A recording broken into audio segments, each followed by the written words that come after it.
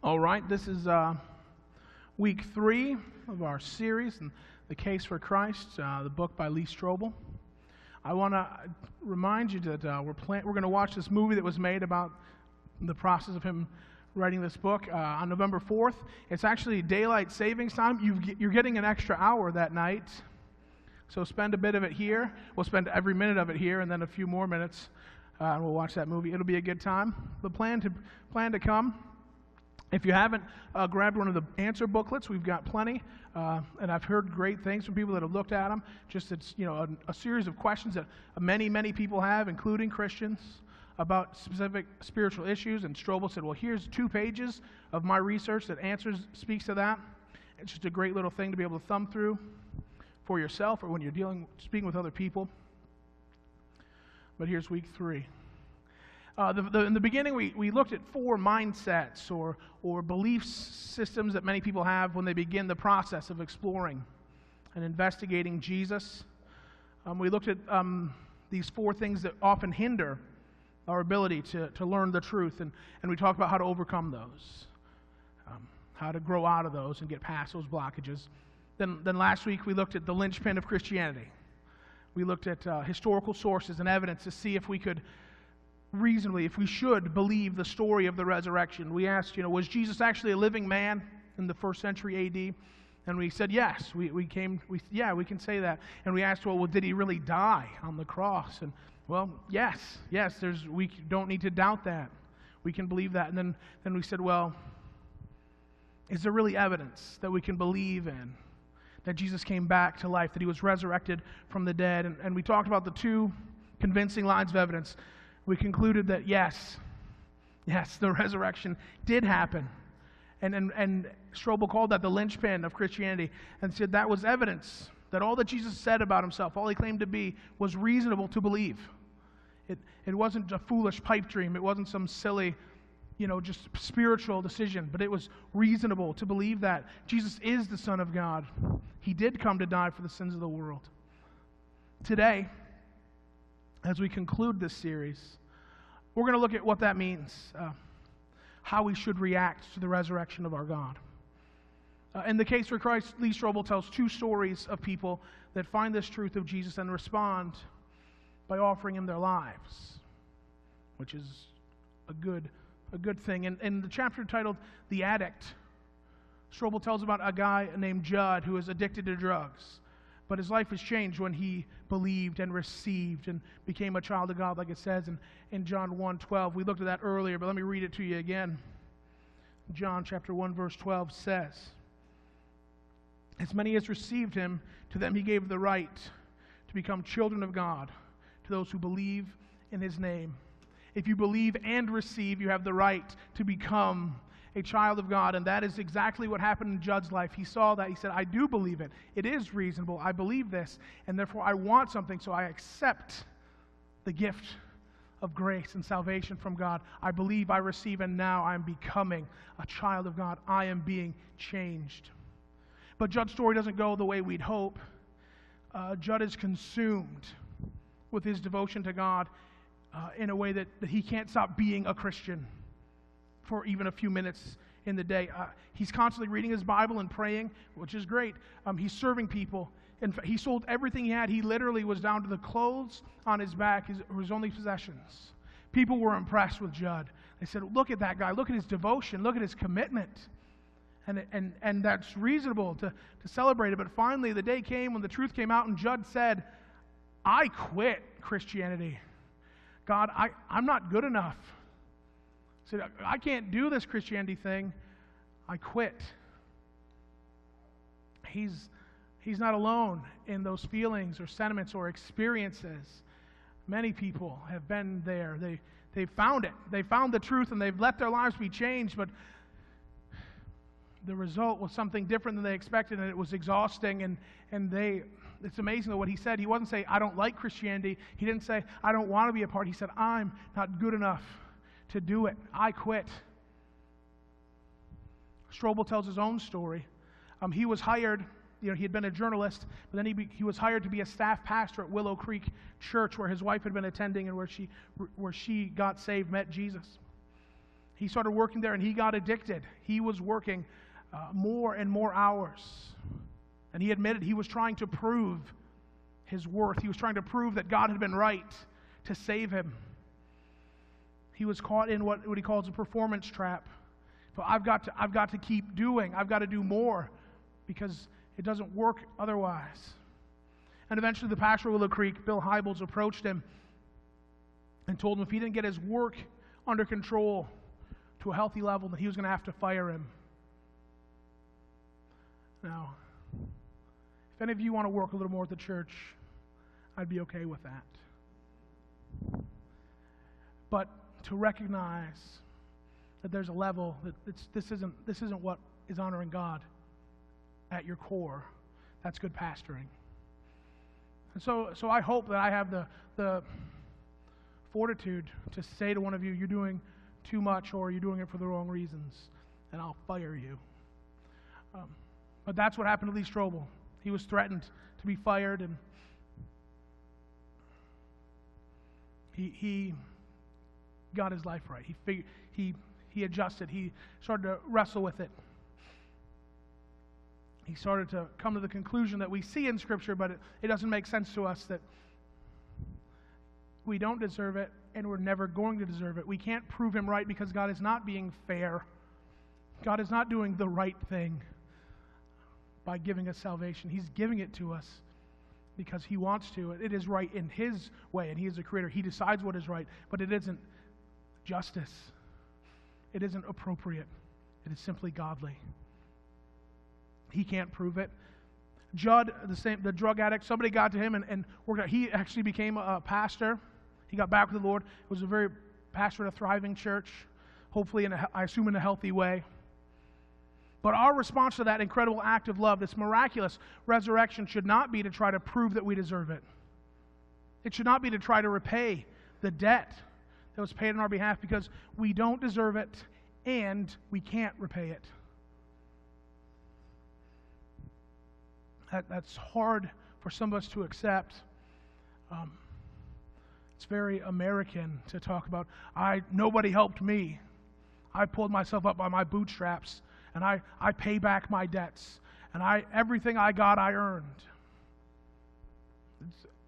And I understand, we celebrate that in this country, and it makes sense to celebrate. It is admirable in many ways. But it doesn't line up with the gospel. And it's good to do for yourself and to pay your way most of the time. It's good to be a person that takes care. But the truth is, this is a thing that we can't do. And therefore it was done for us. So we have to be grateful. And our response, rather than trying to prove it or trying to earn it, or trying to repay it, is simply to be grateful. Have you ever given a gift to someone that they couldn't quite accept? Maybe they tried to refuse it. No, I can't take that. Or maybe instead they went above and beyond afterwards. Maybe, they get you I'm going to get you an even bigger gift. I'm going to do this for you. They couldn't receive it as a gift. They had to try to make things even. Have you ever experienced that? It never feels good. The truth when people respond that way, because we don't give a gift hoping they would feel guilty. We don't give a gift hoping they would feel indebted to us. We give gifts because we want people to feel loved or appreciated or respected or valued, not because we want them to reciprocate. God doesn't want us to repay him. Do you understand that? Even we can't, and if we could, he wouldn't want it. He's not interested in us repaying him. He wants us to feel loved and appreciated, respected, and valued. And he wants our lives. He wants us to live them from those feelings. That's enough for him. If you believe those things, you are loved and appreciated, respected, and valued, it changes how you live and who you are. You become something different when you embrace that as your chief characteristic. And God wants that for us. In fact, if you believe those things from him, you'll also believe other things from him about other people, about the world, and about the church. You will do certain things. You will live a certain way. But it will be from a right attitude. It won't be to prove or to earn. It will be a result of love and honor. when you give a gift to someone, think about it. You would love for them, that gift, to give that person a smile all day. Just think about that. If they just smile all day today because of this gift I gave them, that would be great, wouldn't it?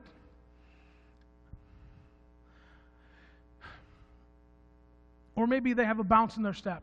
Like, hey, I gave so-and-so, I paid for their coffee, and for the whole day they've got a bounce in their step. You would feel so good. You would love it if your gift made them feel special enough to do something great. Can you imagine that? If they said, what, I feel so good today, I'm going to do that hard thing because of your gift. Wouldn't that be amazing? What if your gift inspired them to become inspiring? That would be amazing, right? How good would you feel about that gift you'd given if it inspired a person to become inspiring, to do great things? God, the Creator, has similar plans and hopes for His gifts. He doesn't give them so we'll give Him a bigger gift. He gives them so we might smile, might have a bounce on our step, or we might do great things. We might be inspired by that to inspire others. We can become a greater version of ourselves because of the gifts that He has given.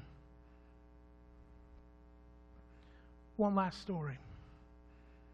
This is one that Strobel gives the biggest part of the book to, and in fact, he calls it the most fascinating interview of his life.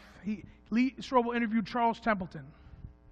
Charles Templeton was the most famous skeptic in Canada, spiritual skeptic. He didn't believe in this. He wrote a book called Farewell to God, My Reason for Rejecting the Christian Faith. But what's interesting, before he became this famous skeptic, Charles Templeton was a Christian evangelist. He was a pulpit partner of Billy Graham. They were best friends for more than 20 years. He preached in stadiums to 30,000 people, declaring that Jesus lived and died and was resurrected for all of us. And then he got mixed up with the wrong people, and he lost his faith. Can you imagine that? We tell our kids to watch out who you mix up with. Don't let your friends lead you astray. This guy is a Christian superstar, right?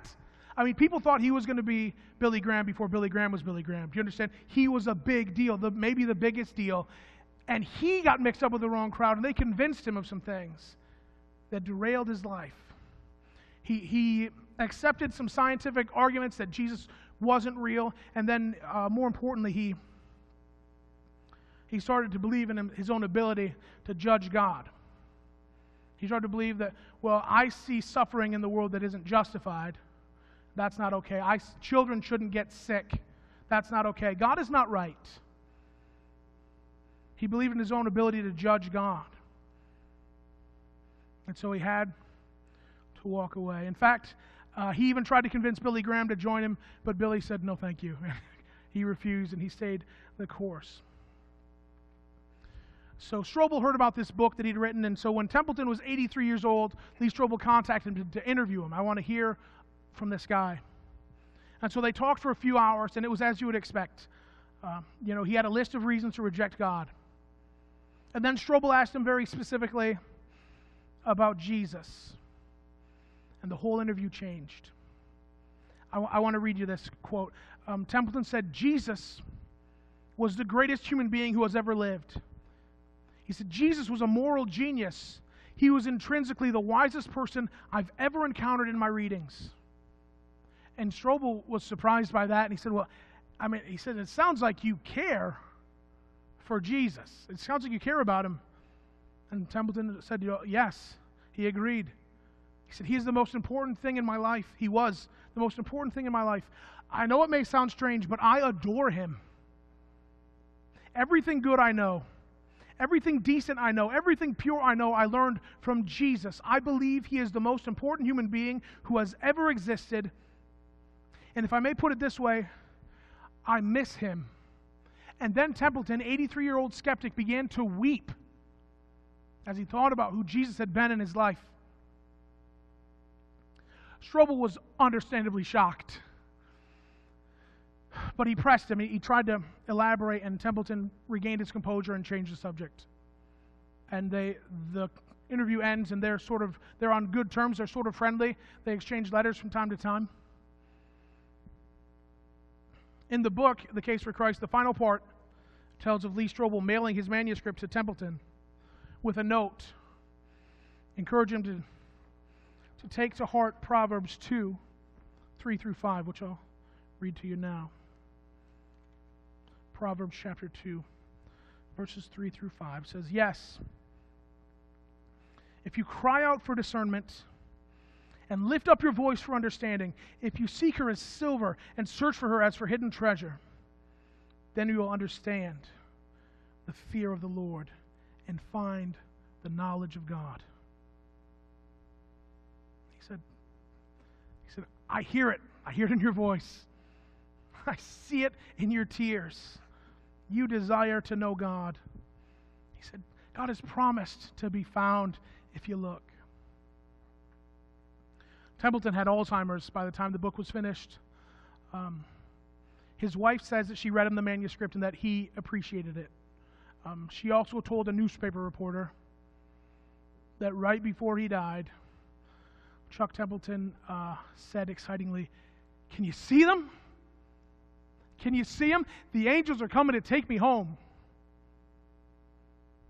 So maybe, we don't know, there's no record of anything beyond that, but maybe he did get reacquainted with that one that he adored. There's a reason that we've explored to believe in our head that Jesus is who he said he was, to find a knowledge, to understand it. But our minds are never going to change our eternity. We have to accept this truth in our hearts. We have to accept there's an all-powerful love that permeates everything that we've ever known or seen. All of creation is built from the love that God has for us. We believe, we receive, and we become. Much of our spiritual journey is internal and unseen. As we wrestle with ourselves, our selfishness, our fear, our conformity, the people around us only know what we choose to share with them. But there are certain things that Jesus instructed us to do that are very visible and external. You can see we've got the baptismal set up over there. Jesus was baptized himself, and he clearly laid out this tradition that all of his followers would be washed in the waters to be reborn. Our own symbolic resurrection from death. Today, we're going to celebrate the baptism of a number of our people.